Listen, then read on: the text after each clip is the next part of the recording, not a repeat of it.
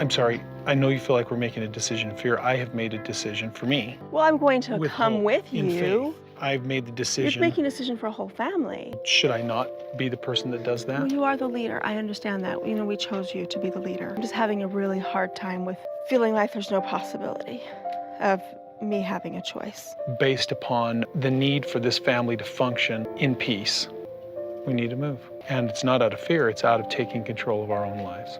I just don't want to.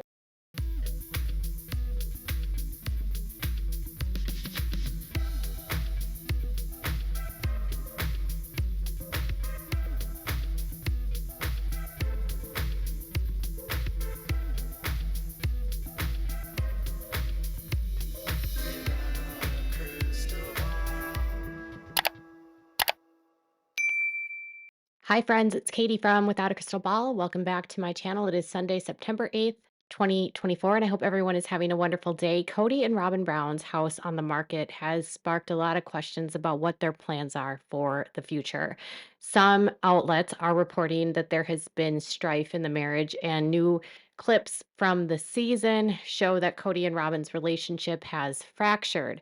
However, a promo shows Kody and Robyn googly eyed over each other, so that remains to be seen the status of their current situation. However, new details are coming forward from a source connected to the Sun. And now I just want to say that the Sun can and cannot be reliable. And last year, when it came to issues going on with Janelle and situations going on with Mary, the source was pretty on par because it ended up playing out exactly the way the Sun had reported it, related to Cody's feelings about Janelle and Mary and trying to get Janelle away from Christine. And the source last year was all like, Janelle has been poisoned by Christine against Kody, and she's teaming up against Kody, and they're all independent women, right? Okay. Well, a new article says this. Broken home, sister wives Kody and Robyn Brown to sell their $1.6 million mansion because they can no longer afford it after the family fell apart, including the major renovations Kody made on the home over the years. So, this house is incredibly expensive. If you have been paying attention over the last couple days in the last week, we've learned about the water haul. We actually talked about the water hauling a couple, maybe sometime last year, because of the way that Flagstaff is very dry. Having a cistern and having to have water hauled isn't uncommon, especially if you live outside of the city. And this home is in the mountains near the national forest, so it's definitely a little bit more remote and more removed. They've decided to sell it because they can't afford it because of how expensive the property has gotten. So the house itself is 44 or 4,500 square feet. It has a propane driveway. So basically, it has a heated driveway, but it is heated by a propane tank, which is along the side of their driveway. And that can cost anywhere from, I don't know, three to $5,000 a year to heat it. So propane is definitely not cheap, and they have a large propane tank, and then they also have a cistern, and they have to have someone contracted in to haul in water every month, sometimes twice a month. So the utilities for this home are much more expensive than if you were to purchase a home in a city within city limits where you would have water, city water, and sewer, and you would be able to heat your house from natural gas or electricity. It says that they unexpectedly listed the 4,476 square foot mansion for $1.65 million. This is what the source says. Kody and Robyn listed their home because it's become a huge expense that they can no longer afford, especially now with the family torn apart. Now, I think this is interesting because Kody and Robyn could afford this house. They could, except they have a problem with spending. So Kody and Robyn would rather buy artwork, they would rather buy statues, they would rather buy jewelry, they would rather buy cars, they would rather have clothes and expensive items to show that they're wealthy and that are really in the long term worth not a lot of money because it's not investments, right? Like in it's very rare that a jewelry piece would be an investment, or it's very rare that the art that they're purchasing is an investment. So had they saved their money and done what was correct with the money, this wouldn't be the issue. They don't know how to manage their finances. And this is something that Janelle has spoken about a lot. And in fact, way back in season 4 or 5, maybe it was 6, Janelle had told someone that I have spoken to that she believed that Kody would be bankrupt as soon as the show was over because he literally does not manage money well. So, and what I noticed about this was that, especially now with the family torn apart, so they could afford this house as long as they had 3 other women bringing in income to help fund their lifestyle, right?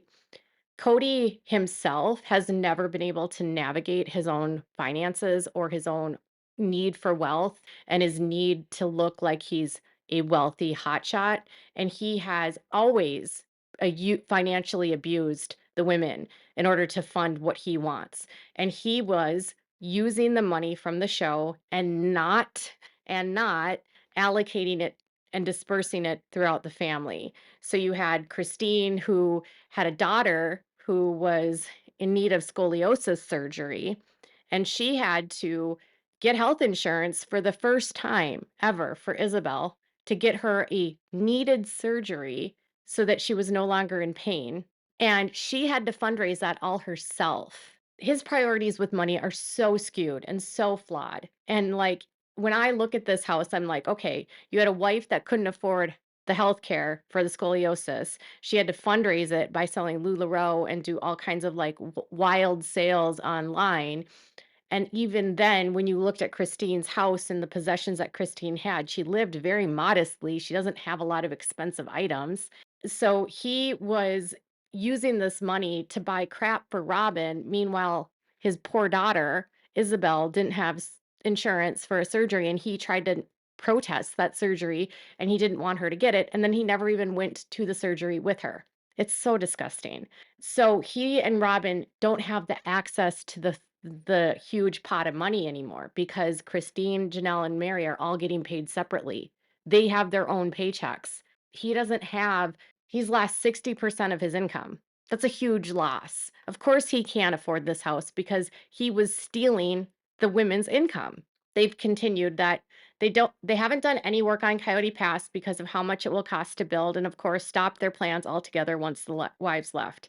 Obviously, you guys know that it's not just because of the cost, but it's also because of the deed restrictions on the properties at Coyote Pass that really truly impact their ability to build because they cannot build homes that they would live in as a primary residence. And that has been a deed restriction that's been on that deed since, I don't know, the 1990s. So, with everyone of moving out, right? So, Christine's moved, Janelle's moved, and Mary's moved. They purchased the Coyote Pass properties in 2018. They purchased the house for Robyn in 2019. So Janelle, Mary, Kody, and Robyn still own all of the Coyote Pass. None of that has been developed, and they're not going to develop it. And it's not currently on the market. And in fairness, Kody owes money to Janelle and Mary for the down payment for the house, and they own parcels of Coyote Pass. And I mean, it's very likely that Kody can't buy out Janelle or Mary at this point. That's just my opinion.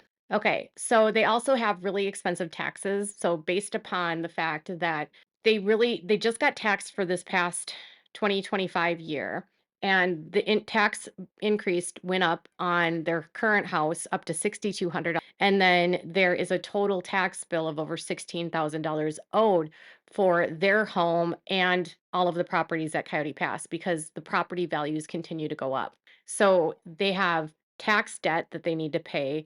They had taken out permits in order to renovate the home, and then that permit expired. Like they didn't complete the permit. They didn't complete the renovations.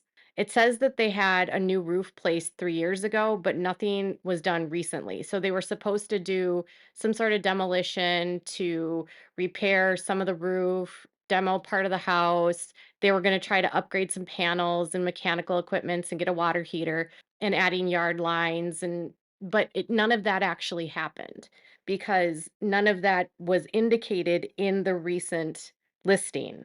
So if you have done something to the house, it will say like newly upgraded X, Y, and Z. The only thing that the listing says that they've done is it got a new roof 3 years ago.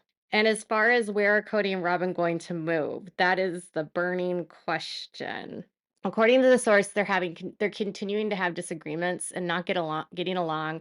Their issues in their marriage are strained and they're having fights about where they're going to move. So the source says Cody and Robyn want to be close to their children in Arizona, but they're considering a big move. Cody wants to be back in Vegas for his gun business, and Robyn is considering moving back to Utah, where the family used to live and where Christine and Mary live now. They feel more distant than ever from the kids, and they hope that changes in the future by possibly moving closer to them. So they're separated from a lot of the kids. Now, here's the issue. If they move to Vegas, Cody would be closer to Logan and Michelle and Hunter and his girlfriend, but those are the only kids that live in Vegas, okay? If they move to like Lehigh, Salt Lake area, they would be close to Aspen and Mitch, Isabel and Truly, and Peyton. I believe Peyton moved back up northern Utah. But Janelle's kids are literally not in Utah. So you have Gabriel and Savannah that are in Arizona, Madison and her husband Caleb that are in North Carolina, and then Hunter and Logan that are in Nevada. So if Robyn was going to move to Utah, it wouldn't have anything to do with being closer to the kids. It would be because that's where her family lives. Her family lives in St. George. So she might want to move to southern Utah again. I don't see them moving to Parowan. That just is completely out of the picture. It doesn't have any industry for Cody. If they were going to move anywhere, I would see them moving to St. George or to the Lehigh area where the church is located. But Cody has always liked Vegas, and it was really Robyn that wanted him to leave Vegas. So I don't know.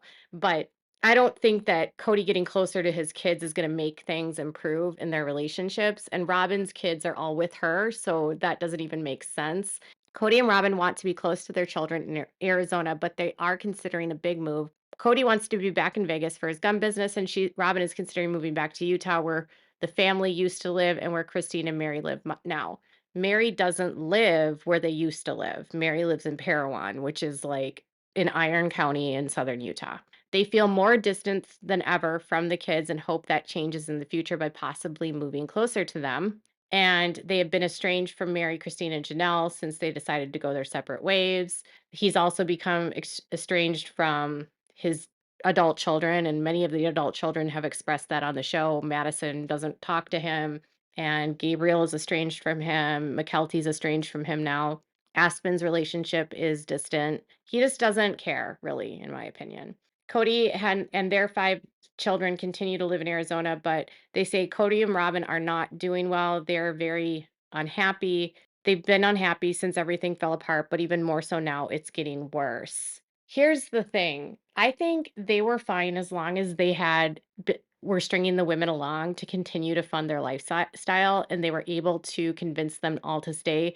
And then Cody would give them scraps and like try to like make them stay because he wanted access to their money. I mean, even close to when Mary left, he wanted her to stay for her money, right? Like he needed her capital in order to pay off Coyote Pass.